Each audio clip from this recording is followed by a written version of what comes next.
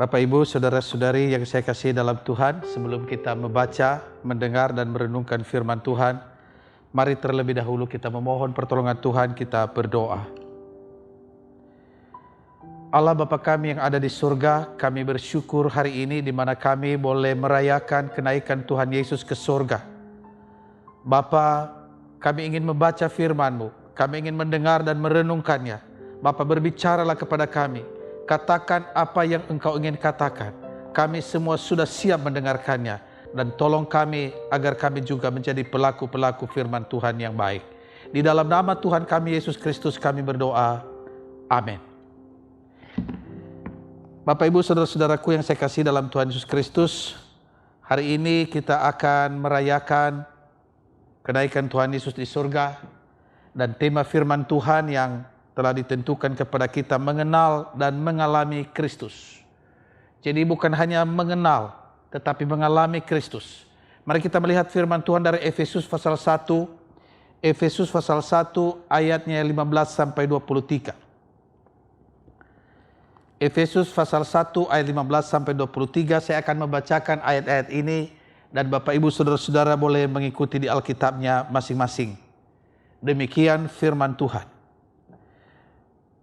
Karena itu setelah aku mendengar tentang imanmu dalam Tuhan Yesus dan tentang kasihmu terhadap semua orang kudus, aku pun tidak berhenti mengucap syukur karena kamu, dan aku selalu mengingat kamu dalam doaku, dan meminta kepada Allah Tuhan kita Yesus Kristus, yaitu Bapa yang mulia itu, supaya Ia memberikan kepadamu roh hikmat dan wahyu untuk mengenal Dia dengan benar, dan supaya Ia menjadikan mata hatimu terang, agar kamu mengerti pengharapan apakah yang dikandung dalam pengenalannya, betapa kayanya kemuliaan bagian yang ditentukannya bagi orang-orang kudus, dan betapa hebat kuasanya bagi kita yang percaya, sesuai dengan kekuatan kuasanya yang dikerjakannya di dalam Kristus, dengan membangkitkan Dia dari antara orang mati dan menundukkan Dia di sebelah kanannya di sorga,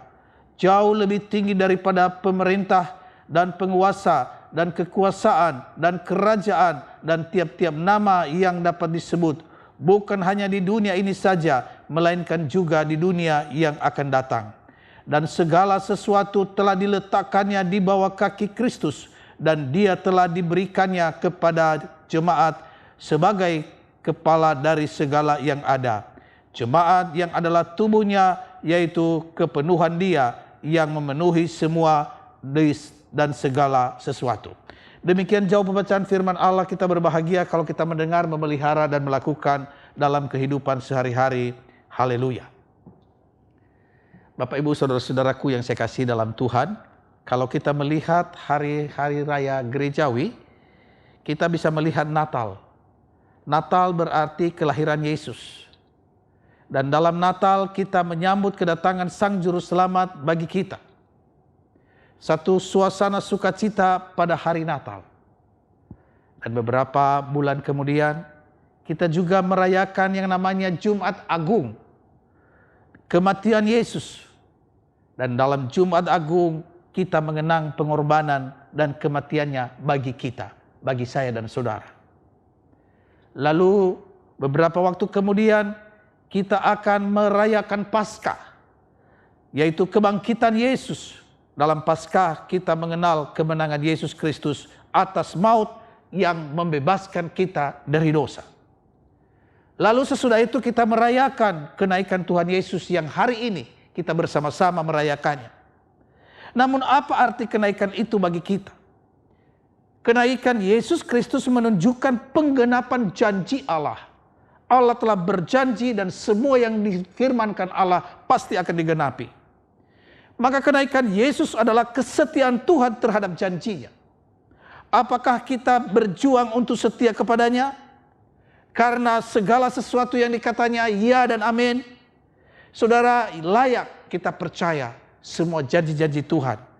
Kenaikan Yesus adalah tanda pelayanan Tuhan yang tidak berhenti. Dan apakah saat ini kita juga terlibat di dalam pelayanannya? Saudara-saudaraku yang saya kasih di dalam Tuhan Yesus Kristus, tema firman Tuhan kepada kita hari ini adalah mengenal dan mengalami tentang Kristus itu. Sebuah pertanyaan bagi kita. Apakah semua orang yang datang ke gereja itu memiliki pengenalan akan Allah? Apakah semua orang yang datang ke gereja itu mengalami Kristus? Saudara-saudara, saya mau menceritakan kepada kita tentang orang-orang yang datang ke gereja. Ada orang yang datang ke gereja, sebenarnya dia tidak ke gereja, tetapi tidak enak kalau dikatakan, ya ateis, tidak beragama. Daripada dikatakan ateis, datanglah dia ke gereja. Saudara tahu apa yang dilakukan oleh orang seperti ini? Dia masuk dalam gereja seperti orang pada umumnya. Dia ambil warta dan dia baca. Tetapi pada waktu firman Tuhan atau mulai ibadah, bisa saja saudara, dia sudah pergi melayang kemana? Dia tidur. Ketika ditanya, kalau begitu kenapa engkau ke gereja? Ya gak enak lah. Saya harus ke gereja supaya dikatakan juga orang beragama. Nah, saudara, ada orang ke gereja rajin. Dia bahagia, senang. Dia ditanya kepada dia, kamu enaknya ke gereja ya? Iya, gimana gak enak? Di gereja itu musiknya enak. Musiknya enak, yang menyambut ramah-ramah. Pulang dikasih konsumsi lagi. Bagaimana gak enak datang ke gereja? Saudara, orang-orang seperti ini tidak punya relasi dengan Tuhan. Dia tidak mungkin menikmati, dia tidak mungkin mengenal Kristus dengan itu. Lalu ada orang lain, saudara, dia selain rajin ke gereja, dia juga sebut-sebut doktrin, Tritunggal, penginjilan. Wah, ada temannya berkata, kamu ya bisa menyebut Tritunggal ya. Berarti kamu sudah bagus doktrinnya. Wah, itu sih saya nggak peduli. Itu kan pendeta mengatakan Tritunggal, ya saya katakan Tritunggal. Pendeta saya kan yang katakan begitu. Ya saya ikuti aja. Saudara, kita pikir dengan dia berkata-kata firman, dia kata-katakan Tritunggal, doktrin, kita pikir dia memiliki pengenalan tentang Allah. Padahal tidak, hanya ikut-ikutan. Nah, saudaraku yang saya kasih dalam Tuhan Yesus Kristus, bagaimanakah pengenalan kita akan Kristus? Orang-orang yang mengenal Kristus itu saudara-saudara beda. Bagaimana caranya? Bagaimana cirinya? Cirinya saudara, kalau dia mau ibadah, dia doa, Tuhan, tolong berkati ibadah kami hari ini. Tuhan, katakan yang engkau ingin katakan kepada hamba-Mu, supaya melalui dia firman Tuhan disampaikan dan saya mendapatkan berkat hari ini. Nah, itu berarti ada kerinduan secara rohani. Ya, ada hubungan. Dia ingin kehidupan rohaninya bertumbuh melalui firman Tuhan yang disampaikan melalui pengkhotbah hari itu. Tuhan, saya tidak peduli siapa pengkhotbah, bagaimana khotbahnya, tapi saya butuh firman yang engkau taruh dalam mulut hamba-Mu. Saya mau dengar itu. Nah, ini saudara berarti sudah mulai dekat. Ada kerinduan orang seperti ini. Dan kalau sudah lebih dalam lagi saudara, maka ketika berdoa, ketika bersekutu dengan Tuhan, ada intimasi dengan Tuhan. Ada persekutuan. Dan saudara, ketika terjadi persekutuan itu, dia berdoa. Biasanya doanya bisa 5 menit. Tapi ketika dia berdoa karena dia memuji Tuhan, menyembah Tuhan, bisa lama saudara. Dan lebih daripada itu, dia juga ingin mau mendengarkan Tuhan berbicara. Dia mau mendengarkan Tuhan berbicara, apa yang Tuhan mau katakan kepada dia, dan dia mau dengar untuk dilakukan. Nah, saudara-saudaraku yang saya kasih dalam Tuhan Yesus Kristus, dalam bagian firman Tuhan tadi sekarang yang sudah kita baca menarik sekali. Itu dalam judulnya, yaitu doa untuk pengertian tentang kemuliaan Kristus. Ini adalah doa Rasul Paulus, saudara. Dan dia berkata, aku selalu mengingat kamu dalam doaku dan meminta kepada Allah Tuhan kita Yesus Kristus, yaitu Bapa yang mulia itu, supaya Ia memberikan kepadamu roh hikmat dan wahyu untuk mengenal Dia dengan benar. Wow, saudara, ini satu doa yang tidak biasa. Doa Rasul Paulus ini adalah doa spesial. Doa untuk orang lain. Supaya orang-orang lain itu bisa dengan hikmat, dengan wahyu Tuhan, mengenal Dia dengan benar. Nah, ini penting saudara. Kalau kita mau belajar tentang pengenalan akan Tuhan, akan firman Tuhan, maka kita butuh roh hikmat. hikmat yang asalnya dari Tuhan. Hikmat itu diberikan oleh Tuhan bagi orang-orang yang membutuhkan untuk mengenal Dia lebih benar. Dan Rasul Paulus tahu akan hal itu. Hanya mungkin mereka mengenal Kristus kalau mereka memiliki wahyu dan roh hikmat itu. Nah, saudara-saudaraku yang saya kasih dalam Tuhan Yesus Kristus, melalui bagian firman Tuhan ini kita juga boleh lebih mendalam lagi kalau kita boleh memperhatikannya, saudara. Di mana Paulus berdoa, dan supaya ia menjadikan mata hatimu terang. Saudara, perhatikan bagian yang pertama tadi, di situ dikatakan ia memberikan kepadamu roh hikmat dan wahyu untuk mengenal Dia. Setelah mengenal Dia, saudara, maka kita melihat hal yang kedua, supaya ia menjadikan mata hatimu terang. Terang benderang. Tadinya gelap. Kalau gelap, kita tidak bisa melihat. Kalau gelap, tidak bisa membedakan mana yang benar dan mana yang tidak benar. Tetapi dengan terang yang dikaruniakan kepada kita, agar kamu mengerti pengharapan apakah yang terkandung dalam panggilanmu. Jadi saudaraku yang saya kasih dalam Tuhan Yesus Kristus, dengan terang yang ilahi itu, maka kita mengerti, kita punya pengharapan yang terkandung dalam panggilan itu. Dan dikatakan betapa kayanya kemuliaan bagian yang ditentukan bagi orang-orang kudus itu. Saudara, kita kaya, saudara-saudara. Betapa besar kekayaan itu. Dan hanya itu bisa dilihat dengan hati yang terang. Itulah sebabnya banyak orang yang tidak tahu bahwa dia kaya di dalam Tuhan. Dan karena dia punya pengertian yang picik, tidak tahu, akhirnya banyak orang yang melakukan hal-hal yang tidak baik, tidak benar. Dia lupa siapa dia, bahwa di dalam diri orang-orang yang dipanggil oleh Tuhan memiliki kekayaan kemuliaan yang ditentukan baginya. Saudara, firman Tuhan katakan yang sudah kita baca, betapa hebat kuasanya bagi kita yang percaya sesuai dengan kekuatan kuasanya. Betapa hebat. Nah, siapakah yang mengerjakan pekerjaan-pekerjaan itu? Dalam bagian firman Tuhan ini, dikerjakan di dalam Kristus dengan membangkitkan Dia dari antara orang mati dan mendudukkan Dia di sebelah kanannya di sorga. Inilah berita gembira hari ini kepada kita. Berita yang luar biasa. Yesus bangkit dari antara orang mati. Dia hidup. Dia mengalahkan maut. Segala kuasa kerajaan di dunia ini dikalahkan. Dan Yesus yang bangkit itu dikatakan diduduki di sebelah kanan Allah Bapa di sorga. Saudara-saudaraku yang saya kasih dalam Tuhan Yesus Kristus, banyak jemaat demi mempertahankan iman mereka harus masuk penjara. Karena mereka mengerti panggilan mereka. Demi menjalankan amanat Kristus, mereka harus kehilangan orang-orang terdekat mereka. Bahkan mungkin mereka harus menghadapi kematian yang tak terduga. Tetapi saudara, dalam keadaan yang demikian mereka mungkin juga bertanya, di manakah Engkau Tuhan? Bukankah aku melayani Engkau? Bukankah aku memberitakan firman? Di manakah Engkau ketika hal-hal itu terjadi? Mengapa Engkau berdiam diri ketika umatmu menghadapi serangan? Mengapa Engkau berdiam diri Tuhan ketika corona, ketika banyak hal yang terjadi? Di manakah Engkau Tuhan? Bahkan bertanya, mengapa raja-raja di dunia ini dapat berkuasa tanpa batas dengan suka-sukanya? Dalam pertanyaan-pertanyaan seperti itu, saudara, ada banyak orang yang stres. Ada banyak orang yang jatuh, tetapi ada orang yang bangkit.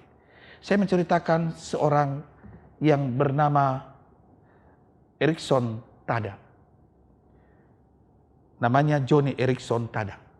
Itu pada tanggal 30 Juli, saudara, seorang atlet perempuan Amerika yang waktu itu berusia 17 tahun mengalami kecelakaan yang mengakibatkan dirinya lumpuh dari leher ke bawah.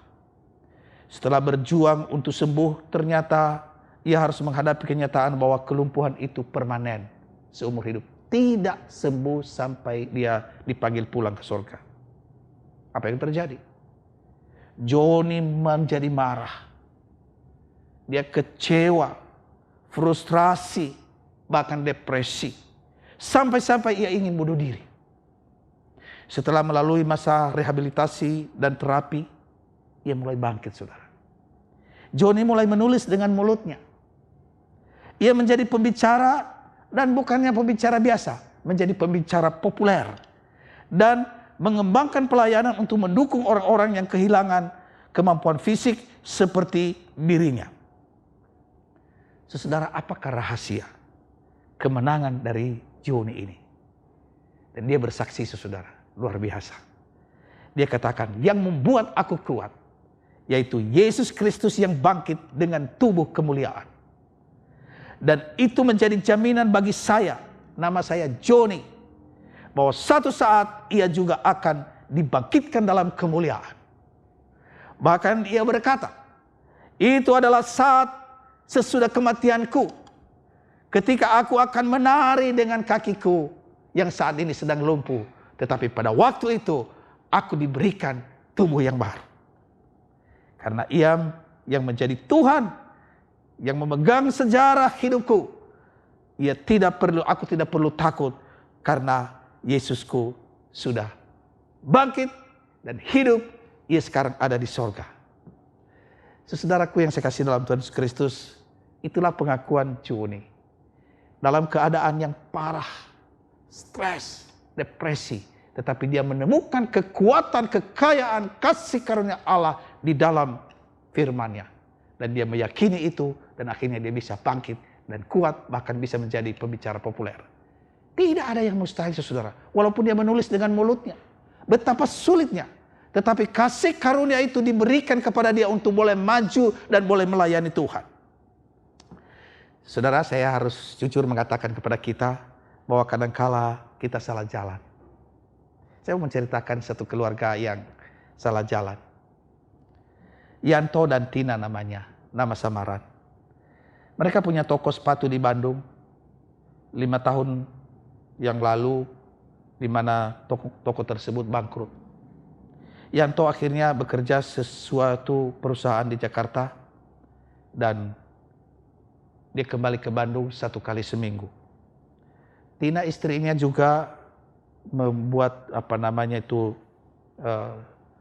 warung, dan warungnya juga mulai maju.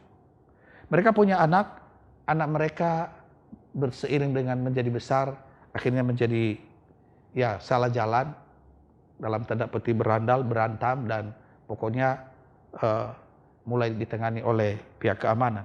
Dalam keadaan seperti itu, Tina dan Yanto tidak biasa menyelesaikan masalah mereka secara rohani. Mereka menyelesaikan secara alami, tetapi secara duniawi. Nah, apa yang dilakukan hanyalah mengeluh dan mengusulkan sesuatu, tetapi tanpa iman Kristiani di dalamnya. Tanpa pengenalan akan Tuhan. Mereka tidak mengalami Tuhan Yesus di dalamnya. Maka apa yang terjadi, saudara, ketika hal itu terjadi, penyelesaian secara alamiah itu masing-masing menerima keadaan.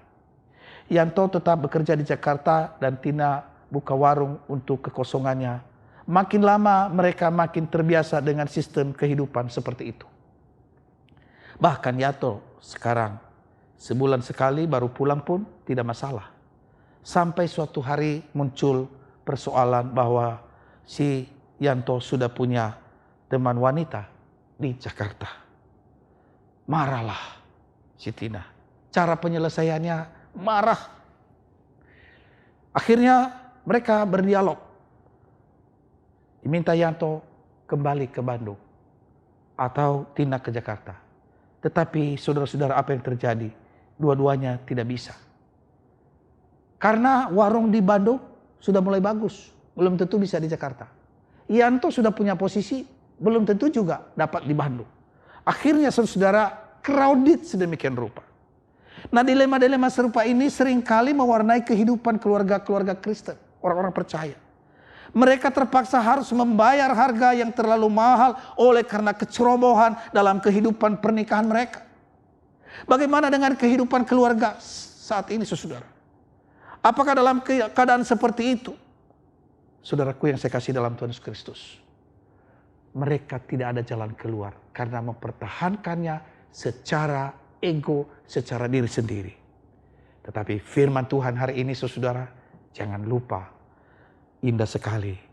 Ingat firman Tuhan. Doa Rasul Paulus.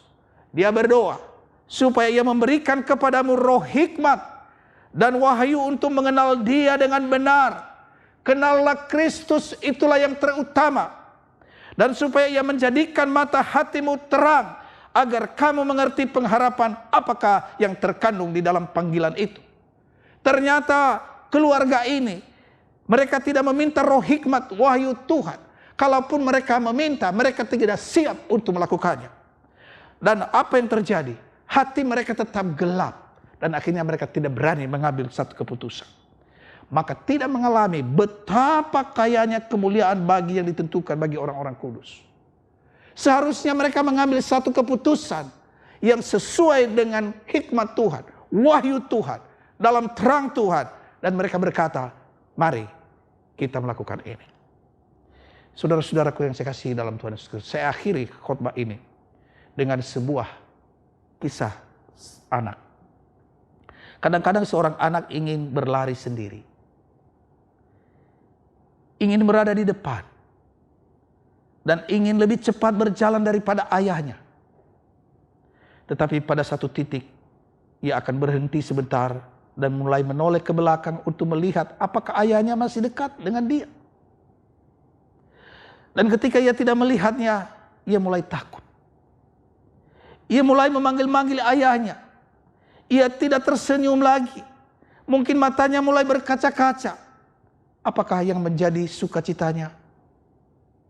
Sukacitanya, tiba-tiba ia melihat ayahnya muncul kembali dan berkata, ayah di sini nak. Maka senyum anak itu segera merekah kembali dan segera ia meneruskan larinya. Mengapa? Karena ia tahu ayahnya masih berada di dekatnya. Saudara, Yesus telah naik ke sorga. Dan ia juga menyertai kita. Ia tidak meninggalkan kita seperti anak yatim piatu. Ia menyertai kita, ia menolong kita, dan memberikan jalan keluar dalam setiap persoalan kita tepat pada waktunya. Percayalah kepadanya, tinggallah di dalam dia, ia akan menyertai saudara. Mari kita berdoa. Bapa di sorga, kami bersyukur untuk firman-Mu yang boleh kami baca, kami dengar, kami renungkan.